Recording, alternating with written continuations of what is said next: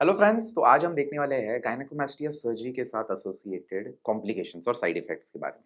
ये बहुत ही commonly done procedure है गायनेकोमास्टिया सर्जरी। कॉमनली डन है तो इसका मतलब ये है कि ये बहुत सेफ भी है। अगर सेफ नहीं होता, कॉम्प्लिकेशंस बहुत होते तो लोग इतना इजीली या इतना कॉमनली इसे करते नहीं। पिछले हफ्ते मेरे पास एक पेशेंट आए थे and he asked me a very basic question. उनके लिए बेसिक था, मेरे लिए वो थोड़ा फनी था क्योंकि ही आस्क्ड मी कि ये सर्जरी के टाइम पे मेरे लंग्स और हार्ट को इंजरी होने के कितने चांसेस हैं। तो इस वीडियो के एंड में मैं आपको बताऊंगा विद प्रूफ कि ये क्यों कोशिश करके भी बहुत मुश्किल चीज़ है अगर मुझे करनी है तो yes, let's start with our topic. नमस्ते दोस्तों, मैं हूं doctor Dhruv and today will be discussing the. पहले ये क्लियर कर लेते हैं कि साइड इफेक्ट और कॉम्प्लिकेशंस में डिफरेंस क्या है।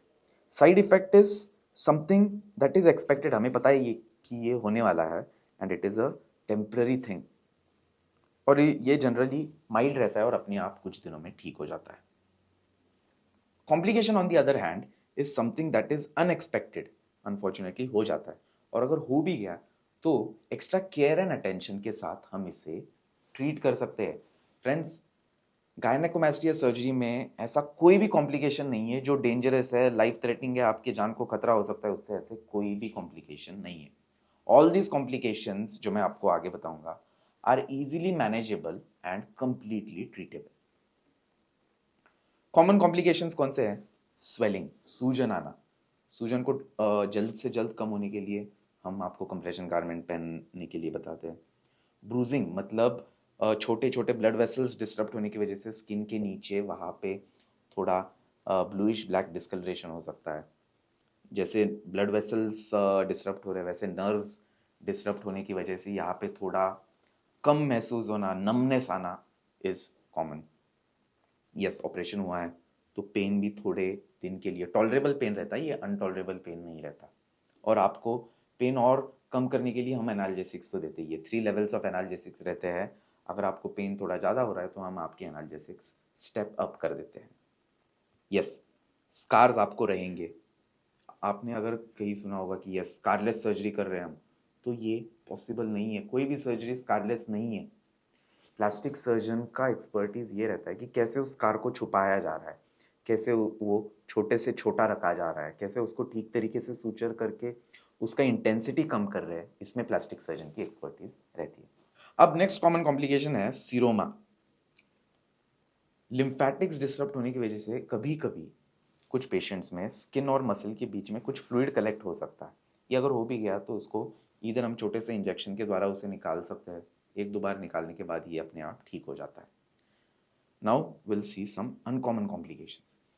जैसे सीरम या फिर सीरोमा हो रहा था, वैसे ही कुछ केसेस में ब्लड कलेक्ट हो सकता है। अगर वो हो भी गया तो उसे भी एक छोटे से प्रोसीजर के द्वारा हम इवैक्यूएट कर सकते हैं या फिर एक इंजेक्शन की हेल्प से हम उसे निकाल सकते हैं। नाउ, अगर इम्प्रॉपर टेक्निक से सर्जरी की है, इनएक्सपीरियंस सर्जन या फिर नॉन प्लास्टिक सर्जन से आप सर्जरी कर रहे हो, तो हो सकता है कि आपको क्रेटर डिफॉर्मिटी बने। क्रेटर डिफॉर्मिटी क्या रहती है? ये ऐसे गड्ढा बन जाना निप्पल के नीचे। ये ये क्रेटर चीज़ किस टर्म किससे आई है? तो आपने चांद पे देखे होंगे ये गड्ढे, इन्हें क्रेटर्स कहते हैं। दिस दिस दिस, तो ये हो सकता है। इम्प्रॉपर लाइपोसक्शन या ठीक तरीके से लाइपोसक्शन नहीं किया तो रेसिडुअल फैट, कंटूर डिफॉर्मिटीज बन सकते हैं। स्किन पीलिंग, निपल और एरियोला के यहाँ का स्किन थोड़ा सा पील ऑफ होके वहाँ का कलर भी थोड़ा सा hypopigmentation, whitish colour, dark colour जो रहता है निपल का, वो थोड़ा फेंट हो सकता है। You don't have to worry, skin भी वापस आएगी और वो कलर भी अपने आप वापस आएगा कुछ हफ्तों में या कुछ 1-2 महीने में, बट फॉर श्योर वो आएगा। लूज स्किन, अगर ग्रेड 3 या ग्रेड 4 वाला गायनेकोमास्टिया है तो ऑपरेशन के बाद कभी कभी आपकी स्किन लूज या फिर वहाँ पे क्रम्पल्ड हो सकती है। इस प्रकार से करने की कोई बात नहीं। अगर ये भी हो गया तो भी एक स्किन एक्सिजन सर्जरी के साथ आपकी ये प्रॉब्लम ठीक हो सकती है।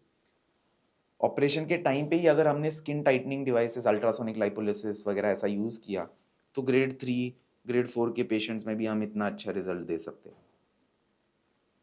इसमें कोई स्किन एक्सिजन की ज़रूरत नहीं। तो you don't have to worry about that. बाकी कॉम्प्लिकेशंस क्या है? असिमेट्री, डिलेड हीलिंग, या फिर फाइब्रोसिस, हार्डनेस होना। अगर स्कार टिश्यू बहुत बना हुआ है किसी सर्जरी में, तो भी उसे मसाज के साथ या कोई इंजेक्शन देके, जैसे कैनाकॉट इंजेक्शन देके हम इस फाइब्रोसिस को भी ठीक कर सकते हैं। तो ये थे कुछ कॉमन एंड अनकॉमन कॉम्प्लिकेशंस। अभी मैं आपको बताऊंगा कुछ very rare complications. Infection, yes it is very rare. क्यों?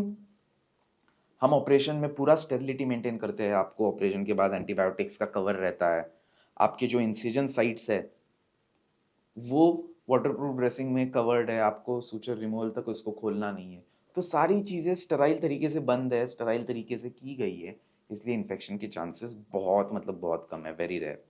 Next thing is complete nipple and skin necrosis. ये तब होता है जब आपके स्किन का ब्लड सप्लाई कॉम्प्रोमाइज्ड है। और ये कब होता है? जब पेशेंट एक स्मोकर है और ये चीज़ आपने डॉक्टर से छुपाई है, तो ये चांसेस, ये कॉम्प्लिकेशन होने के चांसेस बढ़ते हैं। रिकरेंस ऑफ गाइनो कब होगा? अगर आपका ईस्ट्रोजन लेवल बढ़ेगा। कब बढ़ता है ईस्ट्रोजन लेवल एक नॉर्मल हेल्दी इंडिविजुअल में? टेस्टिकुलर कैंसर में, लिवर सिरोसिस में, कुछ किडनी फेलियर के मेडिकेशंस लेने की वजह से, या फिर जिम में एनाबॉलिक स्टेरॉइड्स लेने की वजह से आपको ईस्ट्रोजन लेवल्स बढ़ेंगे, तो ग्लैंड आपका वापस जीरो से बढ़ना शुरू होगा। कीलोइड, ये एक वुंड हीलिंग का कॉम्प्लिकेशन। ये कहाँ होता है? जहाँ पे कट्स होते हैं ना, वहाँ पे होगा। And why I'm saying it is very rare, क्योंकि ये कम्प्लीटली अवॉइडेबल है। अगर आपको लग रहा है कि कीलोइड डेवलप हो रहा है, तो आप उसको पहले से ही दबा के, पहले से ही इस पर ट्रीटमेंट लेके कीलोइड को अवॉइड कर सकते हो। दिस इज़ वेरी रेयर, क्योंकि कीलोइड बनने वाले पेशेंट्स ही रेयर होते हैं। तो यस, अभी जो हमने बात की थी कि injury to the lung and heart, ये क्यों कोशिश करके भी मुश्किल है? क्योंकि जो हम ऑपरेशन कर रहे हैं ना गायनेकोमास्टिया का, लाइक इमेजिन हमारी बॉडी बीइंग अ 10 फ्लोर्स की बिल्डिंग है। जो स्किन है वो फ्लोर 1 है। जो हम काम कर रहे हैं गायनेकोमास्टिया सर्जरी का, वो हम सेकेंड फ्लोर पे कर रहे हैं, ग्लैंड और फैट निकाल रहे हैं। इतने फ्लोर्स चढ़ के हार्ट और लंग 9th और 10th फ्लोर पे बैठे।